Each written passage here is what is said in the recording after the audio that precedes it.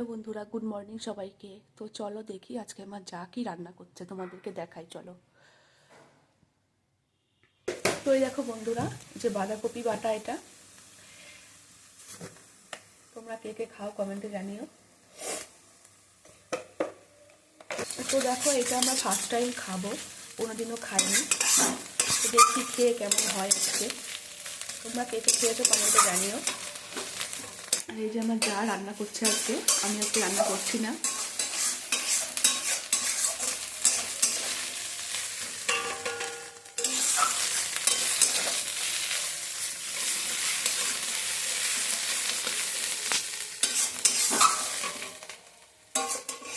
দেখো, এটা যে শিলে বাটা হয়েছে বাঁধাকপিটা, বেটে তারপরে এই যে ভাজা হচ্ছে তেলে।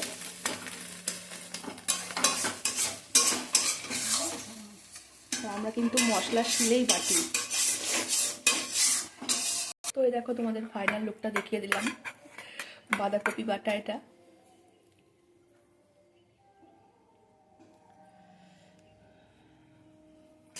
তো দেখো বন্ধুরা, এদিকে ফুলকপি আলুর তরকারি হবে, তো তার জন্য এই যে ফুলকপি আলুটা কষানো হচ্ছে।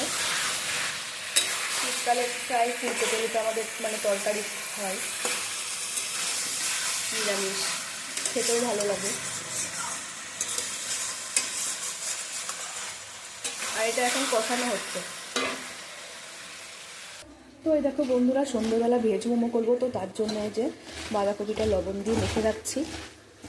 আর এদিকে দেখো গাজরটা কেটে রেখে দিয়েছি, এটা গ্রেট করবো এখন। আর এদিকে দেখো ফুলকপির তরকারিটা আমাদের হয়ে এসছে।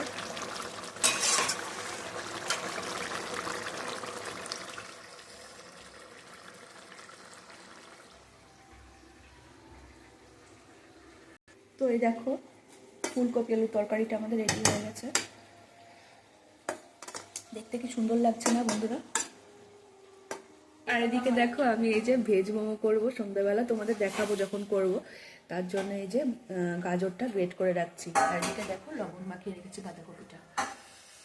তো দেখো বন্ধুরা, বাটা মাছের ঝাল হবে, তো তার জন্য এই যে মশলা কষানো হচ্ছে। আর এইখানে দেখো এই মাছগুলো ছেলে পেলেরা বাচ্চারা খেতে পারবে না, তার জন্য এই কাতলা মাছগুলো ভাজা ওদের করে দেওয়া হবে।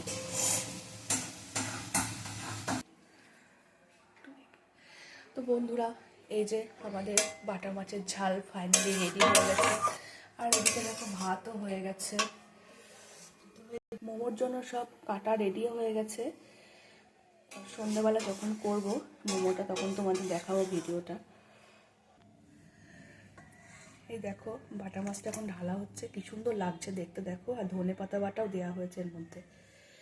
ধনে পাতা বাটাটা না দিলে না খেতে ভালো লাগে না বাটা মাছে।